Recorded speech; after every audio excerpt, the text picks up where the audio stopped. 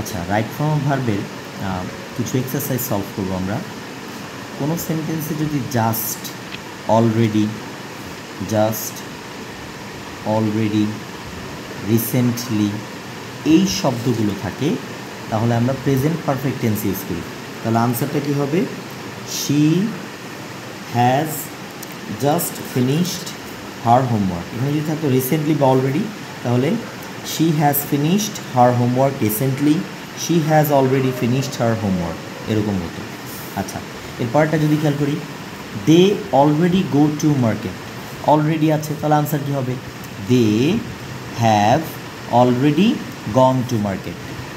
They have already gone to market. They আছে বলে আমরা এখানে হ্যাভ বসালাম, শি ছিল বলে হ্যাজ বসিয়েছিলাম। আচ্ছা, পরেরটা, yesterday, last day, last week, এগুলো থাকলে আমরা পাস্ট ফর্মই বসাই। আমাদের কোশ্চেনে যদি মিট থাকতো তাহলে ম্যাট বসাতাম।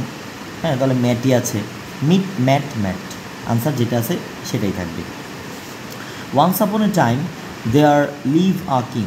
এখানে কিন্তু একটি গল্প বোঝা যাচ্ছে। Once upon a time there lived a king, তারপরে once a time once there lived a king, এরকম হতে পারে। তাহলে এই গল্প বোঝালে এটা পাস্টে হয়। Once upon a time there lived a king.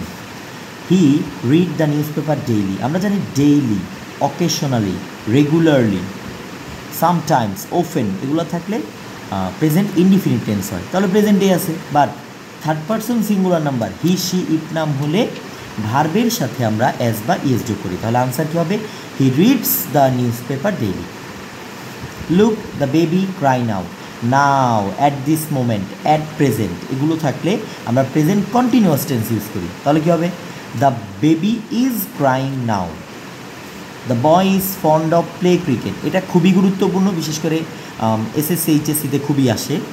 প্রিপোজিশনের পরে কোনো ভার্ব থাকলে ওই ভার্বটা আইএনজি হয়ে যায়, এক্সেপ্ট টু হচ্ছে ব্যতিক্রম। এছাড়া যে কোনো প্রিপোজিশন, যেমন the boy is fond of মানে প্রিয়, তার প্রিয় খেলা কি? ক্রিকেট, সে ক্রিকেট খেলতে ভালোবাসে। অবের পরে প্লে, প্রিপোজিশনের পরে verb, of playing, fond of playing cricket. Before গো, এখানে বিফোর একটা preposition, before going to bed brush your teeth. আফটারও একটা preposition, after completing the work he took rest. Before going, after completing. He is looking forward to visit Cox's Bazar. আমরা দুইটা কথা বলবো, look forward টুর পরেও verb plus ING, with a view টুর পরেও verb plus ING. General two এর পরে কিন্তু আমরা V1 বসাবো, জেনারেল টু এর পরে V1, যেমন I want to do this work, হ্যাঁ, এরকম। কিন্তু লুক ফরওয়ার্ড টুর পরে verb plus ING. He is looking forward to visiting Cox's Bazar with a view to earning money. He went abroad. With a view to মানে উদ্দেশ্যে। I saw him cross the road. এখানে কিছু কিছু বইয়ে আপনি আনসার পাবেন I saw him crossing the road, ওটা okay. আবার কিছু কিছু বইয়ে পাবেন যে সি, লিসেন, মেক, এই ধরনের ভার্বের পরে আমরা V1 বসাই। I saw him cross the রোডও হবে, I saw him crossing the রোডও হবে। এরপর এটা একটা ডিবেটেবল বিষয়। 13, লেট দ্য ওয়ার্ক ডু। এখানে যদি থাকতো লেট হিম, তাহলে কিন্তু ডুই হতো, let him do the work, late them do the work.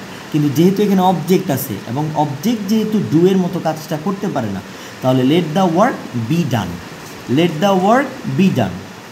আমরা যদি মেনি থাকতো, এরপর যদি ভার্ব থাকতো, তাহলে কিন্তু মেনি স্টুডেন্টস হইতো, কিন্তু মেনি আ স্টুডেন্ট, অনেক স্টুডেন্টের মধ্যে একজন, তাহলে এখানে এটা সিঙ্গুলার ভার্ব হবে।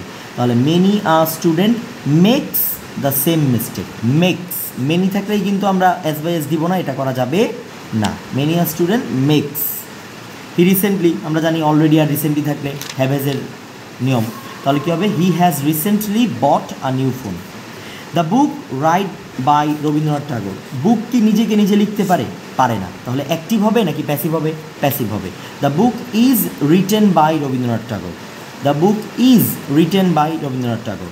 ইউ শুডের পরে always V1, you should speak, you should speak politely, তাহলে শুডের পরে V1। স্পিক, স্পোক, স্পোকেন, তাহলে ইউ শুড স্পিক পোলাইট।